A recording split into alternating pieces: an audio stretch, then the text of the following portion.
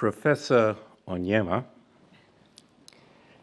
I thank you for your wonderful words. The bald facts that you set out about me may be true, but your artful narration does flatter to deceive. You have somehow turned the dull spreadsheet of my life of toil into the poetry of a somewhat premature eulogy, but I thank you.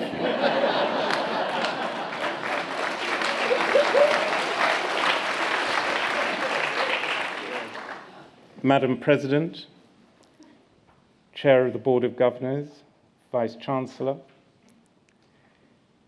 distinguished faculty members, graduands of SOAS, and distinguished guests. They've said that I only have a few minutes, and so, as my wife will tell you, you're in luck, but I cannot always keep those promises. Now, there are not many things that surprise me these days, still less that embarrass me, but I find myself confused tonight by two sensations: surprise to find myself standing before you in these strange robes, and embarrassment at the extraordinary generosity of the citation that has been delivered. And on both counts, my family will be roaring with laughter. And it's traditional, I should say, on these occasions to say that I'm deeply grateful and certainly proud to receive this honorary award, and I do say that very sincerely. But people do not always explain why they are proud. And that's what I want to do tonight. Madam President, I am so proud.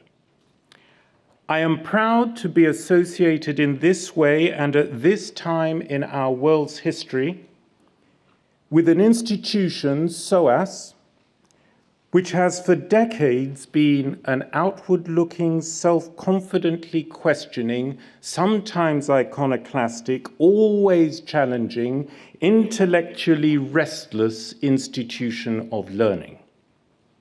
And I'm especially proud to receive my honorary degree this evening, as I have been informed, with you, the graduands of 2025, in the faculties of law, politics, and anthropology.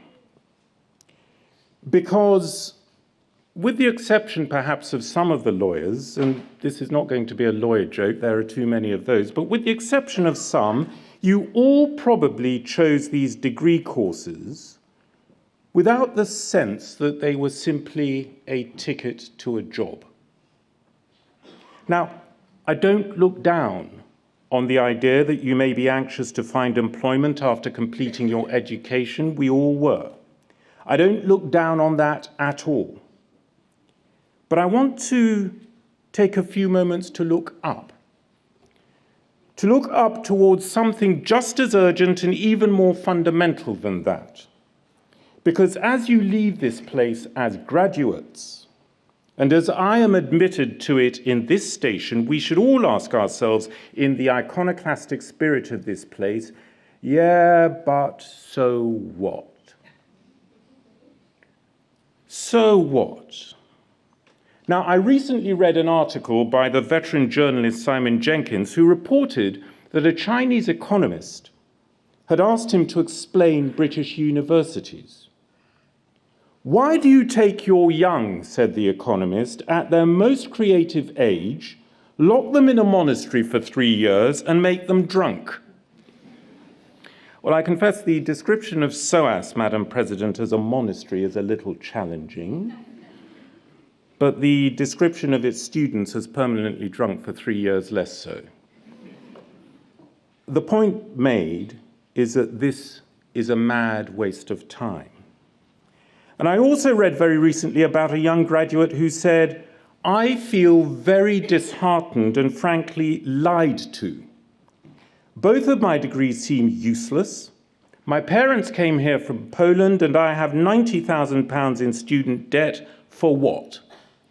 Well, there's a challenge for us. I, a classics graduate, and you, like my own sons, graduates also in the humanities and social sciences. Were we lied to and are our degrees useless?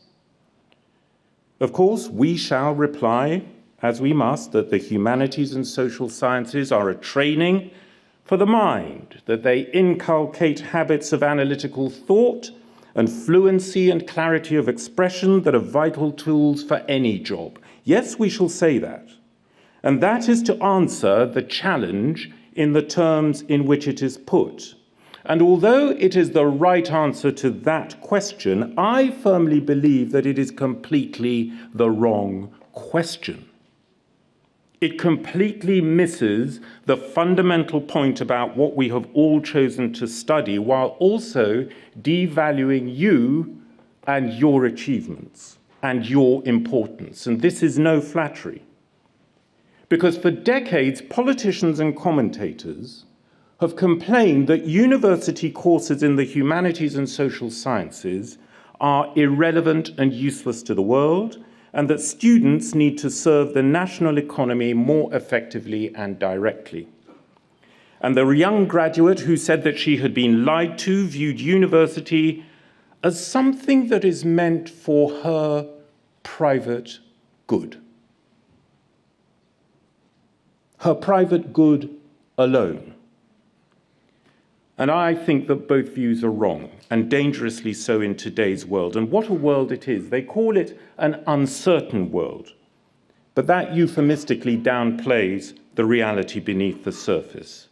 My friends, this is a world in which we are witnessing a determined, vicious, and fast-spreading attack on democracy itself, focusing, amongst other things, on the subversion of the rule of law, and on attacks on universities as seats of learning. That is, as you know, what all authoritarian regimes seek to do first: burn the books and attack the students and the academics. My friends, we are witnessing a trashing of the pursuit of higher learning, of empirical research and analysis, and of professional expertise. We are seeing medical research being destroyed. We are seeing museums being attacked, taken over or defunded, because they invite serious reflection on complexities of human history and civilization which do not conform to the simple propagandist foundation myth advocated by a ruling political party. We are witnessing a refusal to admit any form of diversity which has room for anything other than a world made in the image of the ruling elite.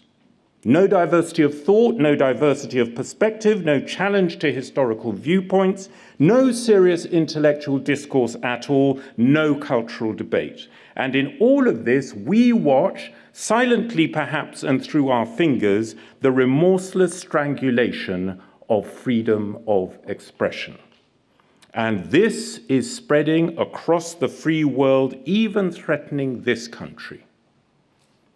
So there is now a battle for the open society described by Karl Popper, a struggle for the integrity of the institutions of liberal democracy, a system which, for all its many failings, recognizes the liberty of the individual and the glorious crooked timber of humanity, as Isaiah Berlin described it. A system which is a guarantor of free trade and of the free exchange of ideas around the world, the seedbed for the advance of all civilizations. And we are witnessing a dangerous attraction, for how long we don't know, towards a Nietzschean world which exalts the will to power. And this is a world which has been inspired, funded, and is being jet-propelled by billionaire technocrats in Silicon Valley and Bangalore. And you, the law graduates, the political scientists, the anthropologists, you have acquired the knowledge, and I hope the wisdom, to see this danger and this desecration with the foresight and clarity that few others possess. So is your learning useless now? Are you like that other young graduate looking exclusively at your own private advantage? An advantage measured by reference to a society, economy, access to jobs and established freedoms which may not continue to exist in their current form for much longer? Or is the university education that you have gained something much greater, something much more useful than that? Something which has given us the vital habits of restless, limitless, and courageous inquiry, an understanding of our society and our human condition, an appreciation of what Stefan Collini described in his wonderful book about university as, quotes, some sense of the contingency or vulnerability of the knowledge that is in other settings treated as so fixed and stable. Well, I know what I think. And it is in these uncertain times that you, the graduates of the humanities and social sciences, you need to show pride in your learning. And you need to have the courage to use the wisdom that you have acquired, not only in defense of our subjects, we who study the humanities, but also more fundamentally in a fight for freedom of thought. And that fight is engaged, and you must have the courage to join it. And so, my friends, you have now emerged. You've emerged from the monastery. And you may, I don't know, get drunk one more time tonight. And this evening and for a lifetime after that, I want you to be proud of the wisdom you have acquired and what you have achieved by these degrees that you are about to receive. But most of all, be courageous. Be courageous to speak loud and persistently for the values of academic freedom, for the free exchange of ideas, and for the diversity of thought and opportunity, which is the lifeblood of any free society. Your degrees are not matters of private indulgence. They are needed now for the public good, because while there are many brilliant graduates who have emerged this week from the faculties of this wonderful institution, it is you, the lawyers, the political scientists, the anthropologists, who are vital apostles for the rule of law, the guardians of wisdom for the ordering of society, and the keepers of the flame of humanity itself. Madam President, I have gone on too long, but I do close now with a stanza from that great poem by Louis MacNeice, Prayer Before Birth. And let it be your prayer as you go out into this uncertain world. And the stanza is this: I am not yet born. Oh, fill me with strength against those who will freeze my humanity, would dragoon me into a lethal automaton, would make me a cog in a machine, a thing with one face, a thing. And against all those who would dissipate my entirety, would blow me like thistle down hither and thither, or hither and thither, like water held in the hands, would spill me. Let them not make me a stone, and let them not spill me, otherwise kill me. No, live, class of 2025, live. Keep alive the values of this institution, and carry with pride and as your duty the torch that you have been given.